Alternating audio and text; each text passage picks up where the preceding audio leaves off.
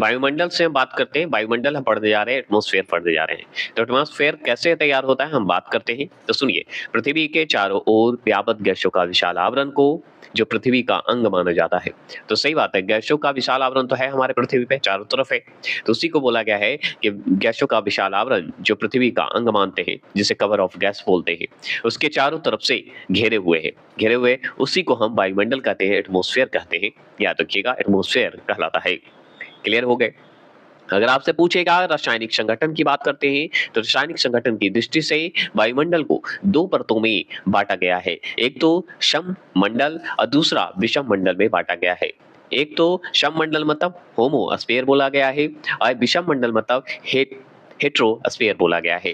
तो हेट्रोस्फेयर मतलब होता है विषम, मतलब अलग। एक सम बराबर होमोस्फेयर। सम कहाँ होते हैं? घर पे, होमोस्फेयर में होंगे। विषम अलग मतलब घर से बाहर, तो हेटोस्फेयर में। हेटोस्फेयर ऐसे याद करने के लिए मैं बोलता हूँ। तो रासायनिक रूप से अगर पूछे वायुमंडल कितने परत में है, तो दो परत में, एक सममंडल एक विषम मंडल। अगर मैं बात करूं अधिकांश जो मौसमी गतिविधियां होती है किस वायुमंडलीय परत में घटित होती है, तो कौन से जो है मौसम घटना अगर पूछ दे कि कहाँ होता है, तो ट्रोपोस्फेयर में होता है, मतलब क्षोभ मंडल में होता है। तो क्षोभ मंडल में ही आपको दिखेगा कि मौसम की गतिविधियां होती है। क्लियर। और क्षोभ मंडल अगर आपको जाना है, तो उसकी हाइट के हिसाब से आपको बताइए कितनी ऊपर है।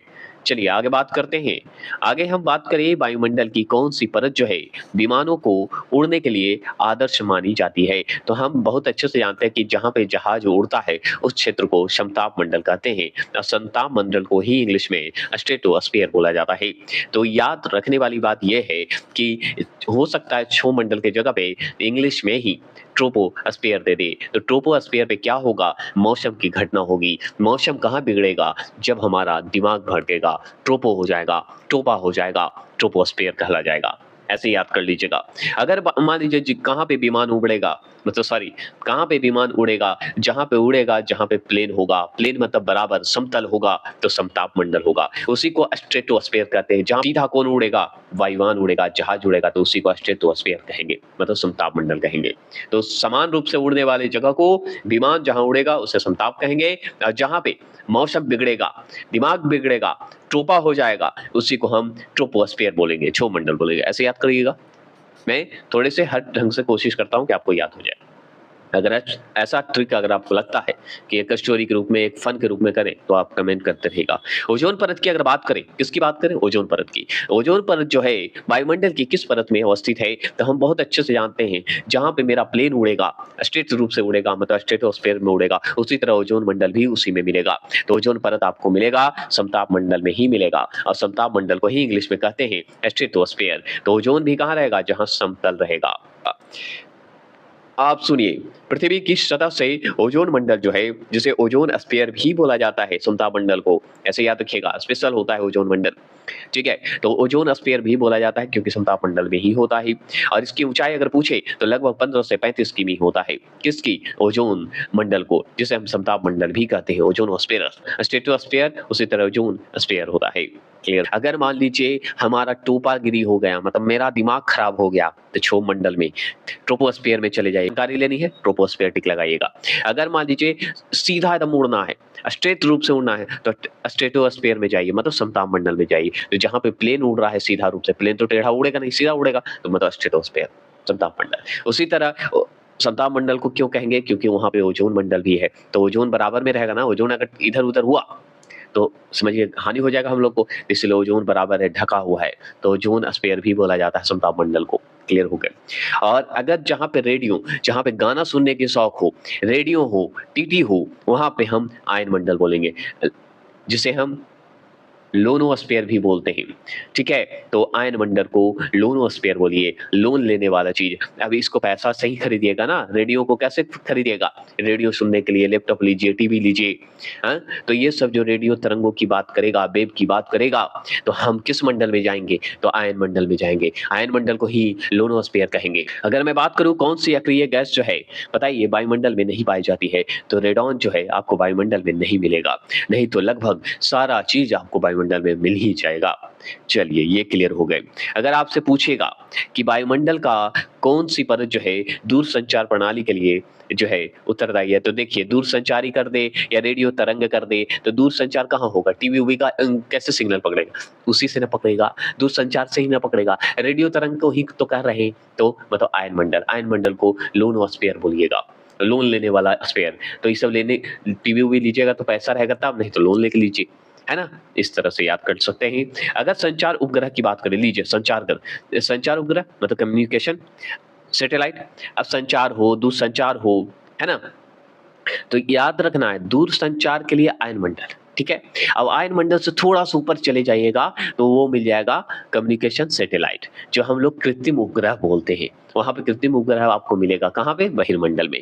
तो बहिर्मंडल कहिए या तापमंडल कहिए, जिसे हम एक्सोस्फीयर बोलते हैं।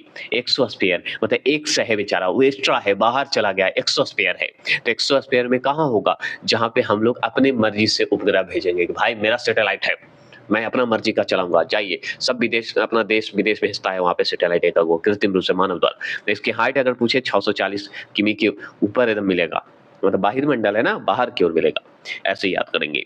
अगर आपसे पूछे पृथ्वी पर हिम से आच्छादित भूमि क्षेत्र सर्वाधिक सूर्यताप या सूर्यताप को परिवर्तित करता है। और सही बात है, पृथ्वी पर जो है अगर मान लीजिए हिमच्छादित भूमि हो रही है, हिम बिखर रहा है, तो उस भूमि को सर्वाधिक रूप से कैसे होता है? क्यों होता है?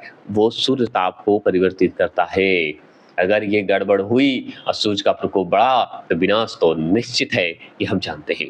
चलिए आगे चलते हैं। अगर और बात करें तो पृथ्वी पर सबसे उच्चतम तापक्रम की बात करें, कहाँ पर रिकॉर्ड किए जाते हैं? तो 20 डिग्री उत्तरी अक्षांश में किए जाते हैं, नॉर्थ अक्षांश में किए जाते हैं। तो 20 डिग्री नॉर्थ में मतलब उत्तरी नॉर्थ लैटिट्यूड में किए जाते हैं। अगर मैं बात और करें तो साफ रात, जो साफ रात होता है, मेघ युक्त रातों की बात करें, मेघ युक्त रातों की अपेक्षा अधिक ठंडी क्यों होती है? अगर जो साफ रात है और मेघ मतलब बादल से घिरा हुआ युक्त रात है, उसकी अपेक्षा अधिक ठंडी क्यों होती है? क्योंकि वहाँ पे विकिरण की अनुपस्थिति के कारण होता है, वहाँ पे अब्सेंट होता है विकिरण, समझ गए? इसी कारण चलिए आगे बात करें। वायुमंडल में ऑक्सीजन गैस की उपस्थिति कितनी मतलब किमी की ऊंचाई तक पाई जाती है? तो लगभग 64 किमी तक पाई जाती है। कितनी किमी तक? 64 किमी तक। तो वायुमंडल में ऑक्सीजन गैस की उपस्थिति अगर पूछे तो 64 किमी लगा देना है।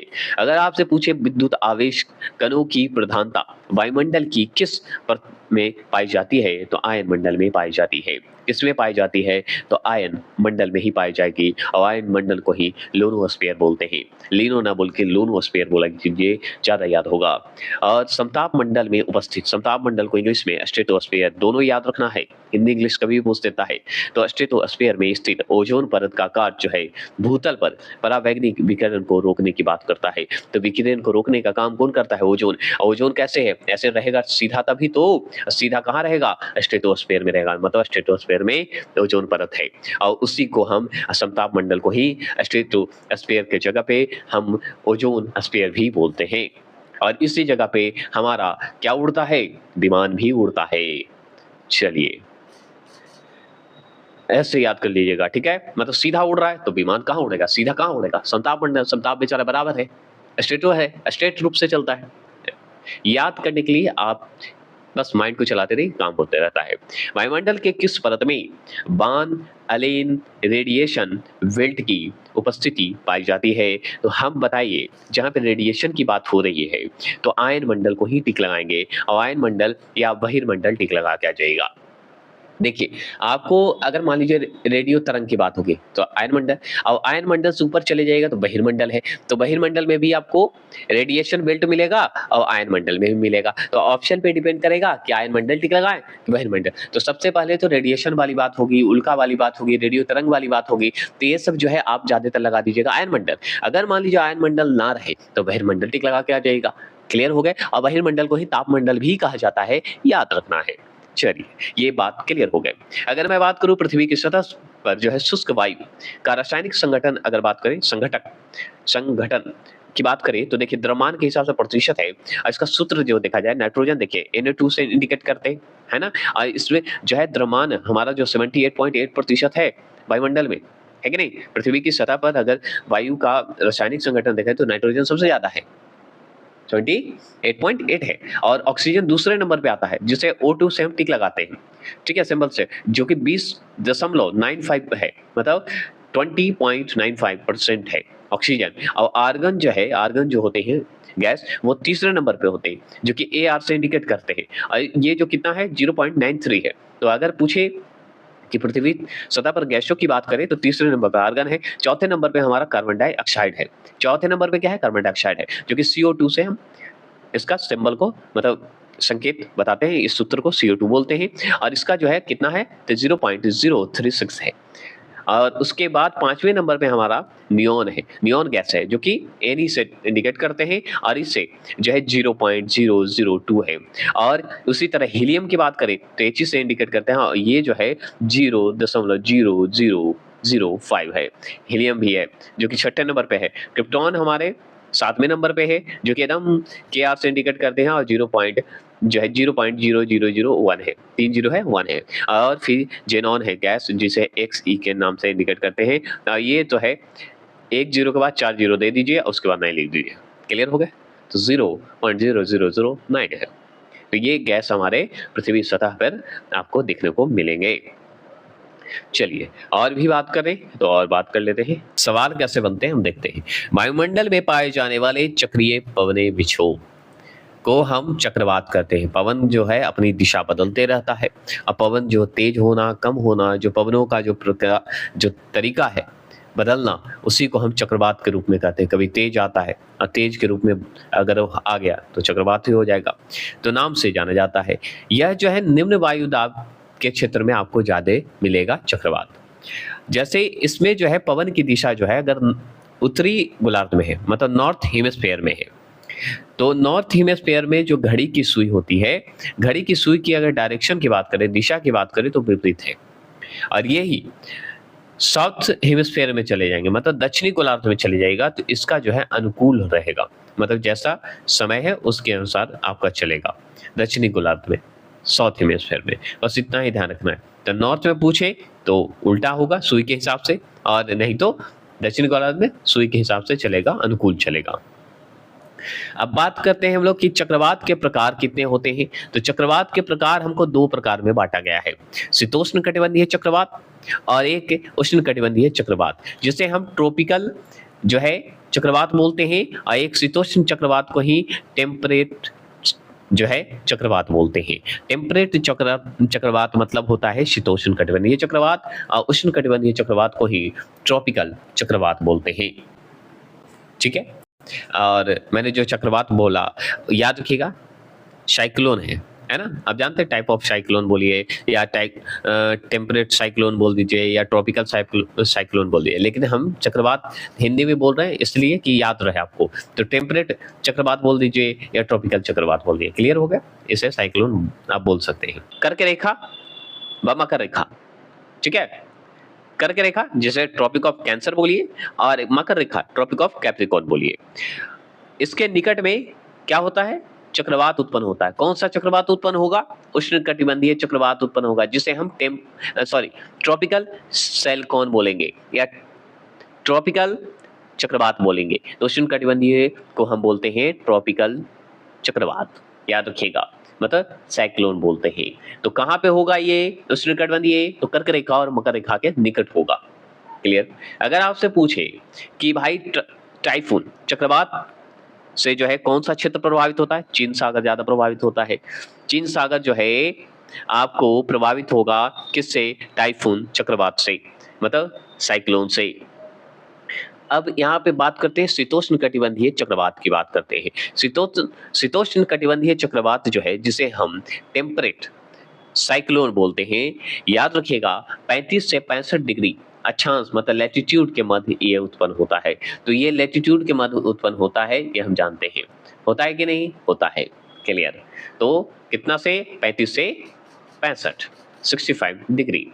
ग्रीष्म काल में, मतलब गर्मी का समय है, ग्रीष्म काल में इंटर ट्रॉपिकल कन्वर्जन जोन, जिसे हम ITCZ बोलते हैं, का विस्थापन जो है भूमध्य रेखा से किस गोलार्ध की ओर होता है? तो नॉर्थ हेमिस्फीयर में होता है, उत्तरी गोलार्ध में होता है जाता है, जिसे ITCZ बोला जाता है। इसका अगर मान लीजिए भूमध्य रेखा क्या है, भूमध्य रेखा से, अब भूमध्य रेखा से किधर जाएगा, किस गोलार्ध में जाएगा? तो उत्तरी गोलार्ध में जाएगा। कब? गर्मी के समय में, बस इतना ध्यान रखना है। चलिए, शॉर्ट में ITCZ का अगर पूछे किधर जाएगा, ये आप याद रखिएगा, ये जोन है, ट्रॉपिकल जोन है।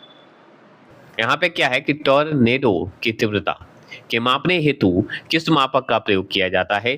तो क्या किसका करते हैं? फुजीटा स्केल का इस्तेमाल करते हैं। किसका करते हैं? कौन सा स्केल का करते हैं? तो हम बताएंगे फुजीटा स्केल का इस्तेमाल करते हैं। तो टॉर्नेडो की तीव्रता अगर मापना है, ठीक है, तो उसके लिए मापक यंत्र है हमारा, स्केल है फुजीटा। अगर आपसे पूछे टॉर्नेडो का संबंध जो है वो कहाँ से है, तो संयुक्त राज्य अमेरिका और ऑस्ट्रेलिया से है। ठीक है, एक तरह से ये चक्रवात ही है, इसका भी नाम चक्रवात के रूप में ही रखते हैं। तो टॉर्नेडो जो है ये एक तरह से संयुक्त राज्य अमेरिका और ऑस्ट्रेलिया से संबंध रखता है। इसके मापने के लिए हम लोग फुजीटा स्केल का इस्तेमाल करते हैं। विली विली क्या है? तो विली विली भी एक चक्रवात ही है, लेकिन उत्तर पश्चिम ऑस्ट्रेलिया का उष्णकटिबंधीय चक्रवात है, और उष्णकटिबंधीय चक्रवात को ही हम ट्रॉपिकल साइक्लोन बोलते हैं या ट्रॉपिकल चक्रवात बोलते हैं, उष्णकटिबंधीय चक्रवात बोलते हैं, जो कि नॉर्थ और वेस्ट ऑस्ट्रेलिया के तरफ आता है, जिसका नाम रखा गया विली विली। तो आपसे पूछेगा विली विली कौन सा चक्रवात है, तो हम बताएंगे उष्णकटिबंधीय चक्रवात है। अगर मैं बात करूं तूफानों की निरंतर गति मापने के लिए किसका प्रयोग किया जाता है, तो हम बताएंगे साफिर और सिम्पसन स्केल को मापता है। तो साफिर सिम्पसन स्केल द्वारा मापा जाता है। तो साफिर बोलिए और सिम्पसन स्केल के द्वारा जो है तूफानों की निरंतर गति मापने की प्रयोग किया जाता है। चलिए अब शुरू करने जा रहे हैं प्रमुख झील एवं जलप्रपात, जो कि वर्ल्ड ज्योग्राफी के तहत ये चलेंगे। तो टाइप ऑफ लेक्स, आगे सुन लीजिए, झीलों के प्रकार। तो झीलों के प्रकार का निर्माण आगे निर्माण प्रक्रिया के आधार पर होता है, जिसमें प्राकृतिक झील हम बोलते हैं और एक कृत्रिम झील होते हैं, जो कि मानव द्वारा बनाए जाते हैं। एक जल की प्राकृतिक के आधार पर बांटा गया है, जिससे खारे जल के झील बताए जाते हैं, एक मीठे जल के झील बताए जाते हैं। और एक उत्पत्ति के आधार पर बताया गया है कि अचानक उत्पत्ति हो जाते हैं, मिट्टी के हटने से हो जाते हैं, जैसे भूकंप से निर्मित झील हो गए या बलन से निर्मित हो गए, मतलब बलित से, रिंग के माध्यम से, एक भ्रंश द्वारा रिफ्ट वैली के तहत झील हो गए, एक दरार घाटी के कारण झील बन गए, इस तरह का झील याद रखिएगा। एक हिमानी जो कि हिमालय बर्फ हटने से झील बन गया, एक गोरुख झील हो गए, याद रखिएगा, जो कि आपको पहाड़ वहाड़ से जो है वहां पे बनेंगे, और एक जलोढ़ झील जो कि जलोढ़ मिट्टी के हटने से बनते हैं, डेल्टा क्षेत्र, उसका झील अलग अलग है ना। तो इस तरह का झील आपको मिलेगा।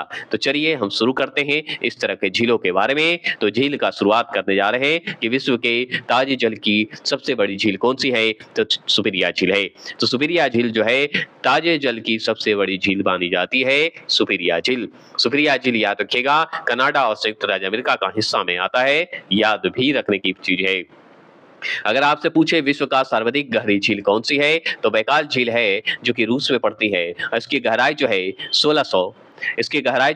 1642 मीटर है। कितना है? 1642 मीटर है, 1642 मीटर है इसकी गहराई है, और रूस की है बैकाल झील, जो कि विश्व की सर्वाधिक गहरी झील में बताई जाती है। चलिए आगे बात करूं, विक्टोरिया जलप्रपात की बात करें, किस नदी पे अवस्थित है, तो जाम्बेजी नदी पर अवस्थित है। जाम्बेजी नदी पर आपका जो है विक्टोरिया जलप्रपात है। और जलप्रपात की अगर बात करें विक्टोरिया जलप्रपात की, तो विक्टोरिया बताइए किस राज्य में पड़ता है, मतलब किस जगह पे स्थित है, तो हम युगांडा, केनिया और तंजानिया का हिस्सा में पड़ता है विक्टोरिया झील, है ना। चलिए अब बात करें नियाग्रा जलप्रपात की, बात करते हैं। नियाग्रा जलप्रपात जो है कनाडा और संयुक्त राज्य अमेरिका के मध्य स्थित है, और कनाडा और संयुक्त राज्य के मध्य जो है एक और झील है, जो कि सुपिरिया झील है, ये भी स्थित है। तो नियाग्रा जलप्रपात अगर पूछे, मतलब फॉल्स पूछे, तो हम बताएंगे कनाडा और संयुक्त राज्य अमेरिका। सुपिरिया झील भी हमारा जो कनाडा और संयुक्त राज्य अमेरिका में है। झील और फॉल्स जलप्रपात याद रखिएगा अलग अलग होते हैं, झील का भी और बस बड़ा और छोटे साइज के अंतर है। क्षेत्रफल और आयतन के आधार पर अगर देखें, खारे जल का, खारे मतलब नमकीन जल को बोलते हैं, कि विश्व की सबसे बड़ी झील कौन सी है, तो कैस्पियन सागर है। तो खारे के मतलब होते हैं कैस्पियन सागर, ताजे का मतलब होता है मीठा पानी जैसा, जिसे हम सुपीरिया झील बोलते हैं। तो खारे जल की अगर बात करें तो कैस्पियन सागर को टिक लगाइएगा। क्षेत्रफल और आयतन के आधार पर विश्व का सबसे बड़ा झील कैस्पियन सागर है। अगर बात करें प्रसिद्ध जो है अंगुली नुमा झील, अंगुली जैसा नुमा झील है, फिंगर लेक्स उसे बोलते हैं, किस देश में अवस्थित है, तो संयुक्त राज्य जो है अमेरिका में है, संयुक्त राज्य अमेरिका में है, जिसमें 11 झीलों का समूह है। किसमें, अंगुली नुमा झील है, जिसमें 11 है, इसलिए अंगुली नुमा बोल दिया गया है, फिंगर जो है लेक्स बोला गया है। अगर पूछे विश्व का सबसे ऊंचा जलप्रपात कौन सा है, तो एंजीला जलप्रपात है। तो एंजीला जलप्रपात जो है सबसे ऊंचा जलप्रपात बताया जाता है। ग्रेट साल्ट लेक अगर पूछे किस श्रेणी की झील है, तो दरार घाटी की है, रिफ्ट वैली का है। याद रखिएगा, रिफ्ट वैली को ही भ्रंश घाटी बोलते हैं, दरार घाटी बोलते हैं। तो याद रखिएगा, ग्रेट साल्ट अगर लेक पूछे तो हम दरार घाटी बोलेंगे, और याद रखिएगा उसी का दरार मतलब रिफ्ट वैली का झील है। आमू दरिया, आमू दरिया और सीर दरिया नदियां जो है किस झील में गिरती है, तो अरल सागर झील में गिरती है, अरल सागर झील में गिरती है। ये बात हमेशा याद रखिएगा, जो कि हमको इम्पोर्टेंट है। जैसे एंजीला जलप्रपात जो है, फॉल जो है, वो वेनेजुला में है, आप जानते हैं सर्वोच्च है ये। अगर टुगेला, टुगेला की बात करें तो ये दक्षिण अफ्रीका में जलप्रपात है। अगर बात करूं सुंदर लैंड की बात करें, तो सुंदर लैंड जलप्रपात जो है ये न्यूजीलैंड में है। याद रखिएगा, बोलो बोलो मोम्बिया, बोलो मोम्बिया जो है जलप्रपात ये ऑस्ट्रेलिया में पड़ता है, आप जाके घूम सकते हैं। अगर बात करें यो सेमाइट जलप्रपात जो है कहाँ है, जहां संयुक्त राज्य अमेरिका है वहीं पे सेमाइट है। चलिए ये बात तो है। अगर बात करें टाइसेफाइलिन, टाइसेफाइलिन जो है ये कौन से जलप्रपात जो है किस जगह पे है, तो नॉर्वे में है। तो टाइसेफाइलिन जलप्रपात नॉर्वे में है, आप घूम सकते हैं। फ्रांस में कौन सा जलप्रपात है, तो हम बताएंगे गेवेरने, गेवेरने जलप्रपात जो है आपको फ्रांस में है। रिचेन वैक, रिचेन वैक जो है, रिचेन वैक स्विट्जरलैंड में ये जलप्रपात है। अब देखिए ये सब तो हमको बहुत टेढ़ा लगा, तो कैसे करेंगे, मडल मरडल, मडल मडल्स कर दीजिए, मडल्स फोर्शन कर दीजिए। ये जो है नॉर्वे में है जलप्रपात। और रिबन, रिबन जलप्रपात जो है संयुक्त राज्य अमेरिका में है। तो संयुक्त राज्य अमेरिका में आपको दो मिलेंगे, सेमाइट जलप्रपात और रिबन जलप्रपात मिलेगा। अगर आपसे पूछे ऑस्ट्रेलिया में, तो बोलो बोलो मोम बी मिलेगा जलप्रपात, याद रखिएगा। चलिए तो आगे चले, नॉर्वे में दो है, एक तो आगे आगे तो टाइट से फाइलेन है, और एक मरडल्स फोसेन है, यार एक फोसेन जरूर मिलेगा, फाइलन फोसेन मिलेगा नॉर्वे में। क्लियर हो गया। चलिए तो ये हो गया जलप्रपात की बात करते हैं। आगे चलते हैं, जो इंपॉर्टेंट है क्षेत्रफल के आधार पर विश्व की जो है प्रमुख झील कौन कौन सी है, हम चलिए बात करते हैं। अब हम चलते हैं क्षेत्रफल के आधार पर विश्व की प्रमुख झीलों की बात करते हैं, और इसमें जो है थोड़ा फन और मस्ती के साथ करते हैं। तो चलिए, क्षेत्रफल के आधार पर अगर हम विश्व के प्रमुख झील देख रहे हैं, तो सबसे पहले कैस्पियन सागर को देखेंगे। और कैस्पियन सागर जो है क्षेत्रफल के हिसाब से हमारा बड़ा आता है।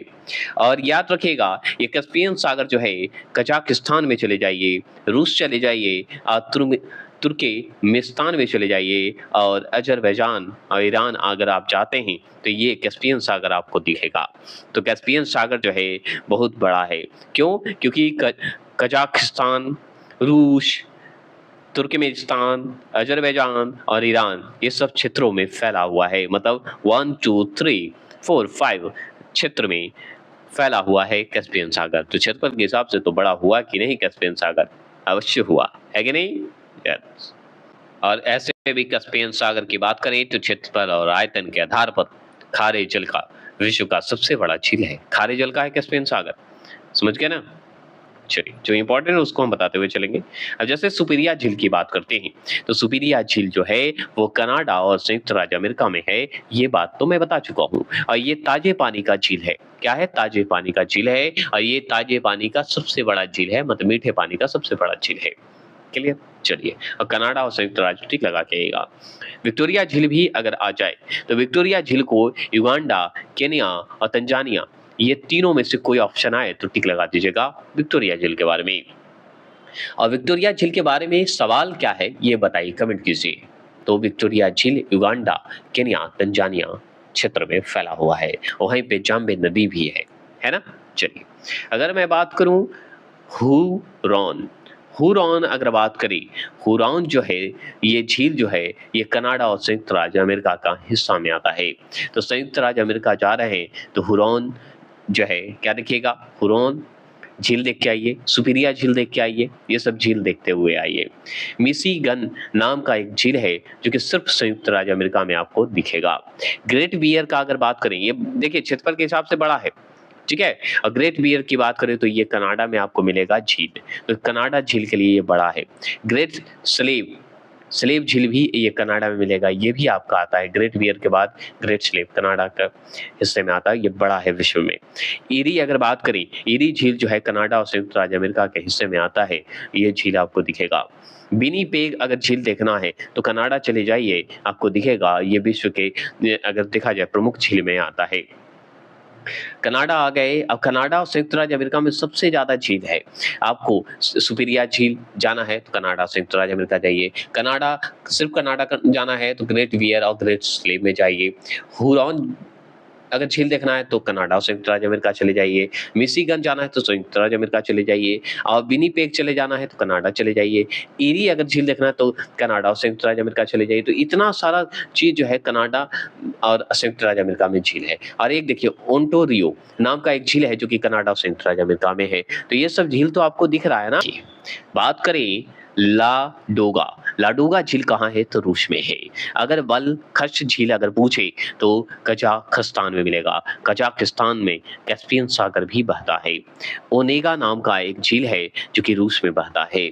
अगर मान लीजिए ओनेगा झील आप समझ गए रूस में, तो लाडोगा झील भी आपको रूस में ही दिखेगा। कनाडा में दो झील और दिखेंगे जो कि आपका अथावास्का झील नाम का जो है झील दिखेगा, जो कि कनाडा में दिखेगा। और एक है रेडियर, रेडियर झील भी आपको कनाडा में ही मिलेंगे। तो ये सब झील अगर आपको दिखना है तो चले जाइए कनाडा। अगर मान लीजिए किर्गिस्तान अगर जा रहे हैं तो किर्गिस्तान में अगर जाइएगा तो इशिक, इशिक कुल का नाम का एक झील मिलेगा। तो वहां पे इश्क नहीं करना है, इशिक कुल खाली देख के भाग आना है, नहीं तो किर्गिस्तान बहुत खतरनाक है। अगर अलवट की बात करें तो अलवट जो है ये झील है जो कि युगांडा और कांगो में आपको दिखेगा। तो कांगो और युगांडा क्षेत्र में अलवट झील दिख रहा है। मिनी टोबा नाम का झील जो है कनाडा में दिखेगा। मिनी है, छोटा है, वो कनाडा में। ग्रेट साल्ट का नाम सुनते ही अमेरिका याद कर लीजिएगा। एक ग्रेट साल्ट है, एक ग्रेट बियर है जो कि कनाडा में है। ग्रेट बियर वहाँ पे बियर मिलेगा, चले जाइएगा। ग्रेट साल्ट अगर देखना है, नमक मिलना है तो आपको अमेरिका चले जाना है। तो ये सब फन है। अगर वुड नाम का झील अगर पूछे तो कनाडा और संयुक्त राज्य अमेरिका, कनाडा और संयुक्त राज्य अमेरिका में तो झीलों का भंडार है भाई, घूमते रहिए, है ना। चलिए चलिए, तो हाँ ये हो गए। अगर बात करें और तो एक पॉइंट जान लीजिए कि लुडविग नहर एक है जो कि दक्षिण जर्मनी में आंतरिक जलमार्ग, मतलब इंटरनल जो वाटर वेव होते हैं, रास्ता बनाया गया अंदर अंदर, जो कि हम शुरू में भी पढ़े थे नदी के बारे में, रूप में प्रयोग किया जाता है। सोचिए आंतरिक जल है, जैसे एक व्यापार के लिए आंतरिक जलमार्ग बना है ना, उस जलमार्ग का नाम बताइए कमेंट कीजिए, जो कि हम कल पढ़ाए हैं, अगर मेरा कल का वीडियो देखे होंगे तो। चलिए अब बात करते हैं डेविस जल संधि जो है किन दो जल क्षेत्रों को जोड़ती है। तो बैफिन खाड़ी एवं अटलांटिक महासागर को जोड़ती है। तो बैफिन खाड़ी और अटलांटिक महासागर को जोड़ने वाली डेविस जल संधि है। आपसे पूछ रहा है, हम क्या पढ़ रहे हैं अभी, जल संधि पढ़ रहे हैं अब, ठीक है। तो जल संधि में डेविस जल संधि के बारे में समझ गए, जो कि कैसे जोड़ती है। तो बैफिन खाड़ी और अटलांटिक महासागर को जोड़ती है डेविस जल संधि। अगर पूछे कौन सी जल संधि जो है यूरोप और अफ्रीका को पृथक करती है, मतलब अलग करती है, तो जिब्राल्टर जल संधि। देखिए जिब्राल्टर जल संधि जो है अलग करती है। अब सही बात है, अगर पूछ रहा है यूरोप और अफ्रीका को अलग करती है तो जिब्राल्टर जल संधि। आप इसी चीज को घुमा दीजिए कि जिब्राल्टर जल संधि जो है यूरोप और अफ्रीका को जो है बीच से कौन सा गुजरता है, तो जिब्राल्टर जल संधि, ऐसे भी बोल सकते हैं, है कि नहीं। तो गुजरने की बात करें या पृथक करने की बात, अगर गुजरेगा तो अलग कर ही देगा, जोड़ भी सकता है। जोड़ने की बात किया जाए तो अलग बात है, अभी दोनों को तो बीच में अगर काट रहा है तो अलग हो गया। अब जैसे बैफिन खाड़ी और अटलांटिक महासागर ये कर रहा है, जोड़ने का काम कर रहा है, तो कोई दिक्कत नहीं है। आर्कटिक महासागर बोलिए या प्रशांत महासागर बोलिए, ये दोनों महासागर को बेरिंग जल संधि जो है जोड़ती है। तो बेरिंग जल संधि के माध्यम से ये आर्कटिक महासागर और प्रशांत महासागर एक दूसरे से मिल पाते हैं। महासागर तो मिलेंगे ना, पानी एक दूसरे से मिलेगा। अगर बात करें हार्मुज जल संधि की बात करें, तो हार्मुज जल संधि कहाँ स्थित है बताइए? तो ये फारस की खाड़ी और ओमान की खाड़ी के मध्य आपको ये दिखेगा। तो फारस की खाड़ी जाइएगा और उसके बीच में ओमान की खाड़ी भी है, तो उसी दोनों के बीच में, ओमान और फारस की खाड़ी के बीच में हार्मुज जल संधि है। इन दोनों का मिलन होता है।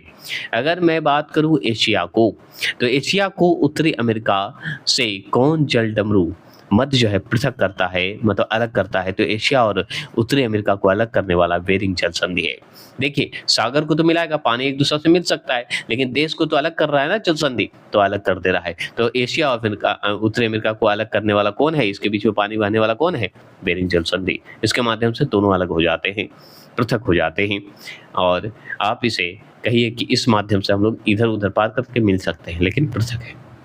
6 डिग्री चैनल को देख रहे हैं? 6 डिग्री चैनल को देखिए, ये क्या करता है? 6 डिग्री चैनल दो क्षेत्र को अलग करता है। जैसे ग्रेट निकोबार को सुमात्रा, जो इंडोनेशिया का द्वीप है, उससे अलग कर देता है। तो ग्रेट निकोबार और सुमात्रा से अलग हो जाता है, याद रखने वाली बात है। और अगर पूछे इंग्लिश चैनल और उत्तरी सागर को जो है कौन सी जल संधि जो है जोड़ती है, तो डोबर जल संधि जो है जोड़ती है। तो डोबर जल संधि अगर आप पूछ ले तो ये क्या करती है? इंग्लिश चैनल और उत्तरी सागर को जोड़ने का काम करती है, सागरों को जोड़ने का काम करती है और देश को अलग करने की बात करता है। अगर यूनाइटेड किंगडम की बात करें और फ्रांस को बात करें, तो यूनाइटेड किंगडम और फ्रांस को जोड़ने वाली जो सुरंग है, वो बताइए कौन सा सुरंग है? तो डोबर जल डमरू सुरंग है। अगर यही जल संधि रहता तो ये क्या करता? पृथक कर देता। लेकिन ये यूनाइटेड किंगडम और फ्रांस के बीच जोड़ने वाली एक सुरंग बनाई गई, जो कि माध्यम बना डोबर जल डमरू मध्य। इन दोनों जल के माध्यम से इन दोनों को जोड़ा गया है ना, तो इसे जल डमरू मध्य बोलेंगे। और अगर पाक जल डमरू मध्य बोले या जल संधि हम बोलते हैं, तो इसी तरह पाक जल डमरू मध्य का अगर बात करें, किन दो जल राशियों के मध्य स्थित है पाक जल डमरू मध्य? तो हम बताएंगे मन्नार की खाड़ी और बंगाल की खाड़ी के बीच आपको ये दिखेगा। तो मन्नार की खाड़ी और बंगाल की खाड़ी को ये कहिए इसी बीच में आपको पाक जल डमरू मध्य मिलेगा। इन दोनों का जोड़ने का काम करेगा। लाल सागर को और अदन खाड़ी को कौन सी जल संधि जोड़ती है? तो लाल सागर और अदन सागर अगर आ जाए तो बाबा अल मांडेव को जोड़ने का काम करती है। तो बाबा अल मांडेव जो है जल संधि है, जिसे हम जोड़ने का काम करता है। और लाल सागर और अदन खाड़ी से कौन सी जल संधि जोड़ता है? तो बाबा अल मांडेव जल संधि जोड़ता है। अगर जोहर जल संधि पूछे कि किन दो देशों को पृथक करती है, तो हम बताएंगे सिंगापुर को मलेशिया से पृथक करती है, अलग करती है। तो सिंगापुर से बोलेंगे कहाँ? मलेशिया को अलग करती है, कटकुट कर देती है। कौन करती है? जोहर जल संधि कर देती है। ये हो गए। अब चलिए इम्पोर्टेंट ये बात है कि हम विश्व की प्रमुख जल संधियों के बारे में पढ़ने जा रहे हैं। तो प्रमुख जल संधियों के बारे में जो पढ़ रहे हैं, सिर्फ आप सुनते जाइए, मैं इसे क्लियर करता हूँ।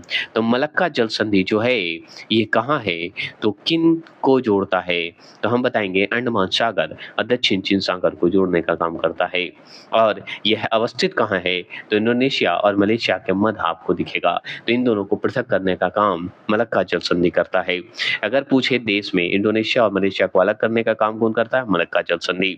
और है कहाँ, किसे जोड़ने का काम करता है? अंडमान सागर और दक्षिण चीन सागर को जोड़ने का काम करता है।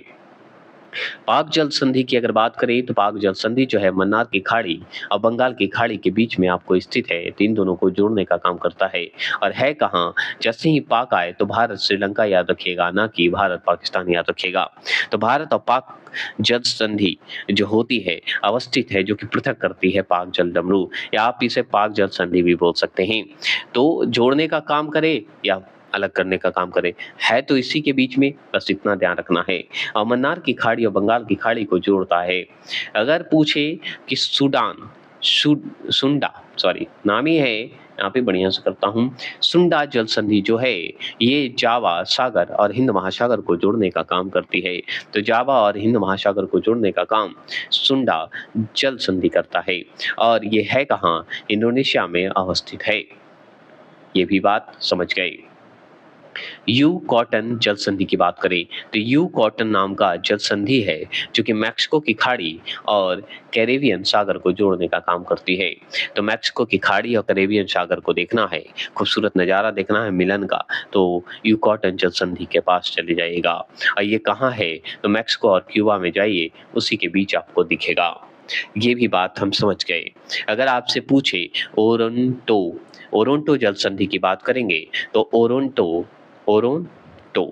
जल संधि जो है ओन ओरोंटो ओरोंटो जल संधि जो है ये है एड्रियाटिक सागर और आयोनियन सागर को जोड़ती है। तो आयोनियन सागर को और एडियाटिक सागर को जोड़ने का काम करती है ओरेंटो जल संधि।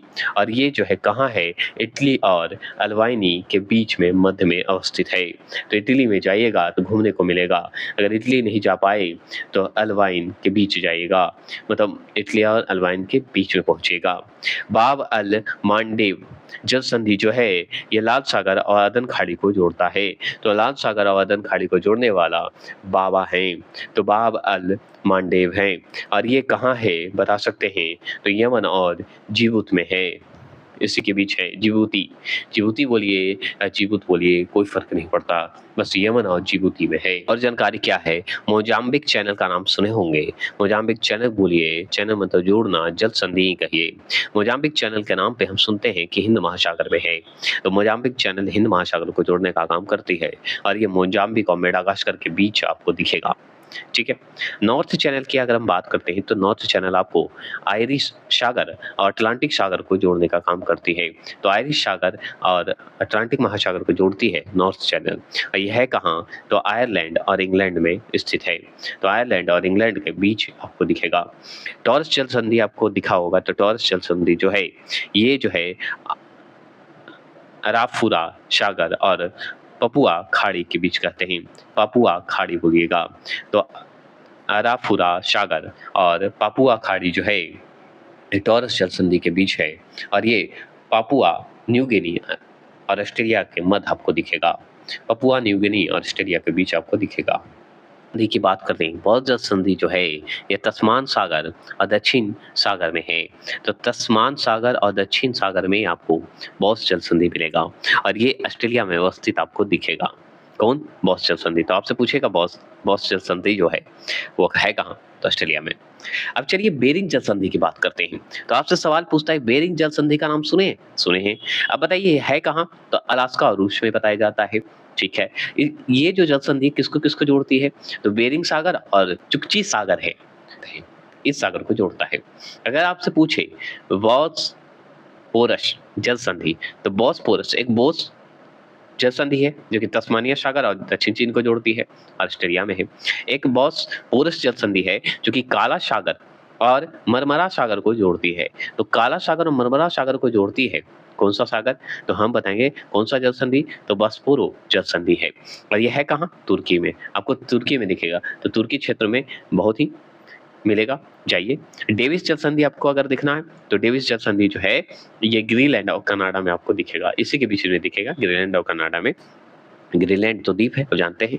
तो ग्रीनलैंड और कनाडा के बीच में आपको डेविस जल संधि दिखेगा और ये बैफिन खाड़ी और अटलांटिक महासागर के क्या करता है? जोड़ने का काम करता है। ये हम समझ गए। अगर आपसे पूछे डेनमार्क जल संधि क्यों इंपॉर्टेंट है भाई? डेनमार्क का नाम सुने हैं? हम सुने हैं। तो ये उत्तरी अटलांटिक और आर्कटिक महासागर को जोड़ने का काम करती है, ये दोनों को जोड़ने का काम करती है। तो उत्तरी अटलांटिक और जो है आर्कटिक महासागर को जो है जोड़ने का काम करती है डेनमार्क जल संधि। और ये है कहाँ? ग्रीनलैंड और आइसलैंड में है। कहाँ है? ग्रीनलैंड और आइसलैंड दोनों द्वीप है। अगर इंग्लैंड और फ्रांस की बात करें तो इंग्लैंड और फ्रांस में डोवर जल संधि आपको दिखेगा। और डोवर जल संधि का काम ही है इंग्लिश चैनल और उत्तरी सागर को जोड़ने का काम करती है, इन दोनों को। ठीक है। अगर आपसे पूछते, क्या पूछते कि फ्लोरिडा जल संधि की बात करेंगे तो फ्लोरिडा जल संधि जो है ये मैक्सिको की खाड़ी और अटलांटिक महासागर को जोड़ने का काम करती है और यह है कहाँ? संयुक्त राज्य अमेरिका में और क्यूबा में है। संयुक्त राज्य अमेरिका और क्यूबा के बीच में है। ये क्लियर हो गया। अगर आपसे पूछे हारमुज जल संधि की बात करें, तो हारमुज जल संधि जो है पारस की खाड़ी और ओमान की खाड़ी के बीच जो है जुड़ने का काम करती है, और ये ओमान और ईरान के मध्य आपको हारमुज जल संधि दिखेगा। हडसन जल संधि तो हम पढ़े हैं, हडसन जल संधि जो है हडसन खाड़ी और अटलांटिक महासागर को जोड़ने का काम करती है। तो हडसन खाड़ी और अटलांटिक महासागर को जोड़ने का काम हडसन खाड़ी का है, मतलब हडसन जल संधि का है, और ये कनाडा में हडसन आपको दिखेगा, है ना? अगर जिवराट जल संधि की बात करें, किसकी बात करें? जीवराज जल संधि की बात करें तो जीवराज जल संधि आपको दिखा होगा भूमध्य सागर और अटलांटिक महासागर को जोड़ने का काम करती है। तो अटलांटिक महासागर और भूमध्य सागर को जोड़ने का काम जीवराल्ट जल संधि है, और ये स्पेन और मोरक्को में है। स्पेन और मोरक्को की बात करता है, तो स्पेन और मोरक्को को जोड़ने का काम करता है। मैगलन जल संधि की बात करें तो प्रशांत एवं दक्षिणी अटलांटिक महासागर को कहते हैं। तो प्रशांत महासागर और दक्षिणी अटलांटिक महासागर को मैगलन जल संधि कहते हैं, और ये चिली में पड़ता है। कहाँ पड़ता है? चिली में पड़ता है। फोवेक्स जल संधि की बात करते हैं। फोवेक्स जल संधि जो है दक्षिण प्रशांत महासागर और तस्मान सागर की बात करते हैं। तो दक्षिण प्रशांत महासागर और तस्मान की अगर बात करें तो फोवेक्स जल संधि है, और ये न्यूजीलैंड में है, और दक्षिण द्वीप और स्टी वाटर द्वीप में पाया जाता है।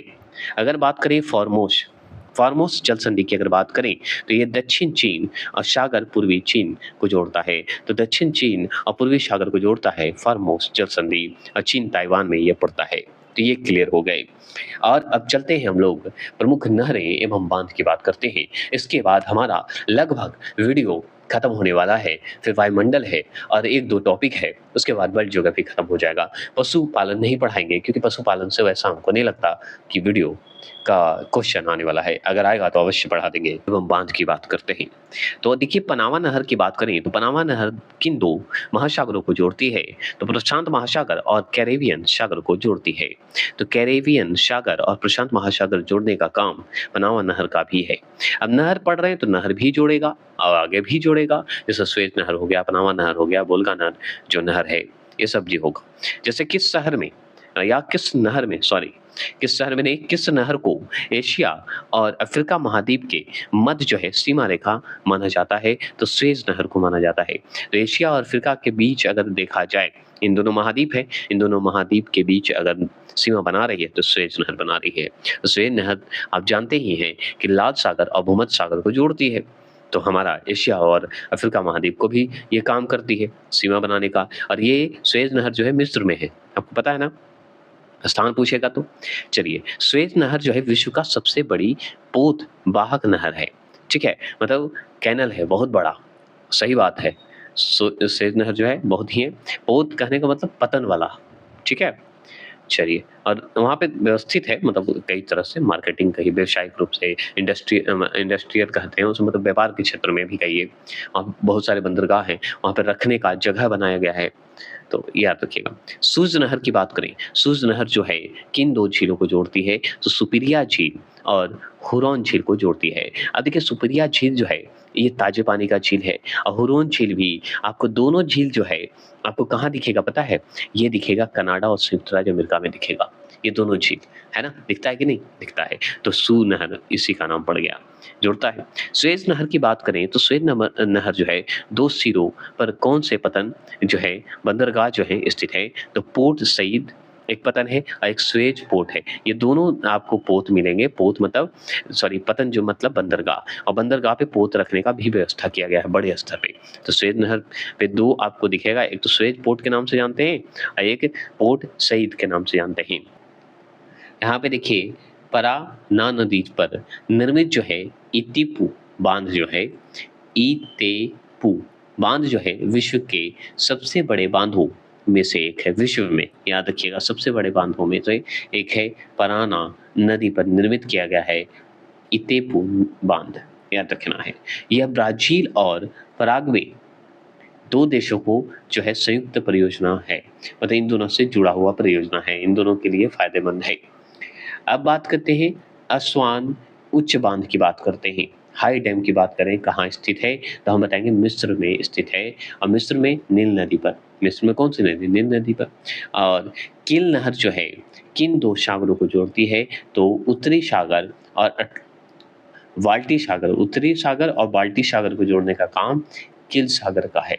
मतलब किल नहर का काम है उत्तरी सागर और बाल्टिक सागर को जोड़ता है। मतलब ये नहर जो है इस दोनों के बीच में जाके मिला देता है।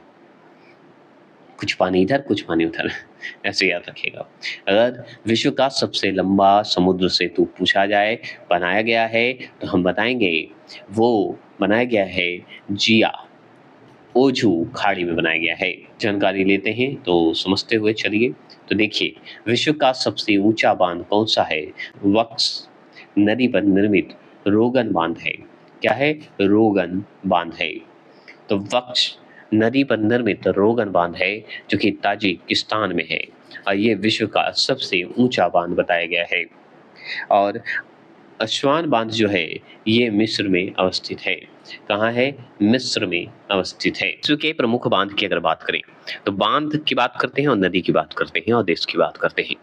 तो नूरेक एक बाँध है, ठीक है? डैम है, जो कि कहाँ पे है? वक्स एक नदी पर है, जो कि रूस में पड़ता है। भागड़ बाँध तो हम जानते हैं सतलज नदी पर है और भारत में है। कुरुबेगावा एक बाँध है, जो कि कुरेवे नदी पर है और ये जापान में है। तो ये सब चीज़ है जो कि आप पढ़ लीजिएगा। जैसे करीवा बाँध पूछता है कि करीवा बाँध जो है बताइए कौन सी नदी पर है? तो जाम्बेजी नदी पर है और जाम्बिया में ही स्थित है। देखिए जो है आस्वान बाँध जो है नील नदी पर बनाया गया है, जो कि मिस्र में पड़ता है। जैसे इसी तरह ये वाला हम भूल गए, ये वाला देख लीजिए, कुरुबेगा हो गया, काबोरा वाशा जो है ये जाम्बेजी नदी पर है और जाम्बिया में ही है, ये भी। तो दोनों है। अगर आपसे पूछे अकोशुम्बो एक बाँध है जो कि वोल्टा नदी पर है और ये घाना में है आपको।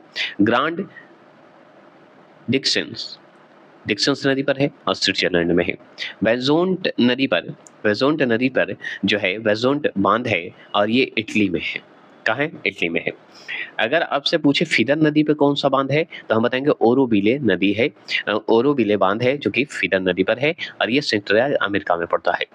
कोलोराडो नाम का एक नदी है, ठीक है? इसी पर एक बाँध बनाया गया है, हूबर बाँध, ठीक है? और ये संयुक्त राज्य अमेरिका में ही बनाया गया है। एक बारागम्बा नाम का एक डैम बनाया गया है, जो कि बारागम्बा नदी पर ही बनाया गया है और ये ऑस्ट्रेलिया में बनाया गया है। तो नॉर्मल है। तो ये सब सुन लीजिएगा, काफ़ी है। अब चलते हैं हम थोड़ा-सा ये भी सुन लीजिए। जैसे मान लीजिए कि हम स्वेज़ नहर की बात करते हैं, तो स्वेज़ नहर जो है, ये लाल सागर और भूमध्य सागर को जोड़ती है, जो कि मिस्र में स्थित है, ये हम जानते हैं। पनामा नहर की अगर बात करें, तो ये कैरेबियन सागर और प्रशांत महासागर को जोड़ती है और ये पनामा शहर में मतलब पनामा में है। और बोल्गा डान नहर कहिए या बोल्गा नहर कहिए, जो कि रोस्टोव और स्टालिनग्राद को जोड़ने का काम करती है और ये रूस में आपको मिलेगा। किल नहर आपको कहाँ मिलेगा? जर्मनी में मिलेगा। ये उत्तरी सागर और बाल्टी सागर को जोड़ने का काम करती है, ठीक है? बाल्टी सागर को जोड़ने का काम करती है।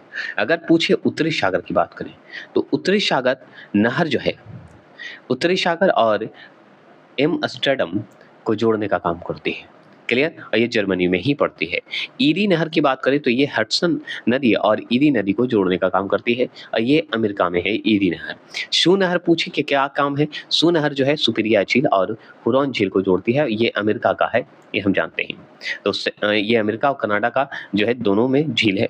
और केपी नहर की बात करें तो केपी नहर आंध्र प्रदेश और तमिलनाडु का जोड़ने का काम करती है और ये भारत में है।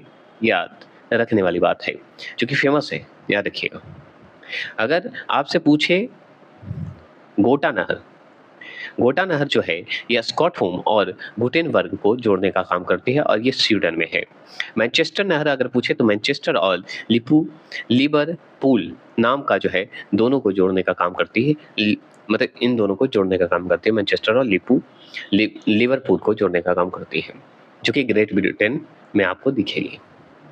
अगर वेलैंड नहर की बात करें तो ईरी और ओरेंटेरियो नाम जो सुने होंगे, तो ईरी और ओरेंटो को जोड़ने का काम वेलेलैंड नहर करती है। वेलेलैंड नहर करती है और ये अमेरिका में है। क्लियर? तो चलिए ये तो खत्म हो गए।